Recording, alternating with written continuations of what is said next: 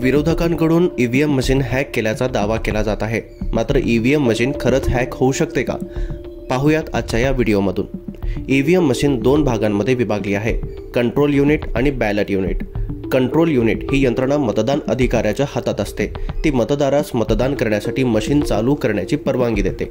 Ballot unit ही machine मतदारासमोर ठेवली जाते. या युनिटमध्ये उमेदवारांचे नाव व त्यांचं चिन्ह दाखवलं जातं. मतदार बटन दाबून आपल्या पसंतीचा उमेदवार निवडतो. त्याचवेळी मशीनमध्ये एक बीप वाजतो आणि मतदान प्रक्रिया पूर्ण होते.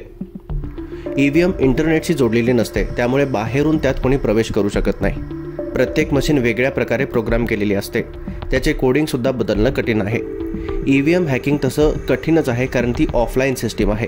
मशीनच्या आतून जर कोणी छेडछाड केली तर ती सहज हॅक होऊ शकते. काही जणांचा दावा आहे की मशीनमध्ये छेडछाड देखील केली जाऊ शकते, परंतु निवडणूक आयोग त्याला सातत्याने खोडून काढत आहे. 2009 पासून अनेक वेळा ईव्हीएम चाचण्या घेण्यात आल्या आहेत आणि त्यात फिजिकल छेडछाड केल्याशिवाय हॅकिंग शक्य नसल्याचं सिद्ध झालंय. आता बहुतेक ठिकाणी ईव्हीएम बरोबर VVPAT अर्थातच वोटर व्हेरिफायबल पेपर ऑडिट ट्रेल वापरलं जातं. मतदाराचं बटन दाबल्यावर त्याला प्रिंटरच्या स्क्रीनवर त्याच्या मताची कागदावर छपाई दिसते, ज्यामुळे त्याच्या मताची खात्री होते.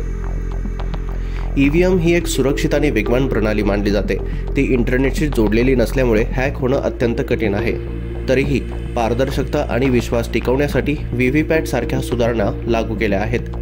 ईव्हीएम प्रणालीमुळे भारतीय निवडणूक प्रक्रिया जलद, सुलभ आणि खर्चिकदृष्ट्या कमी झाली आहे.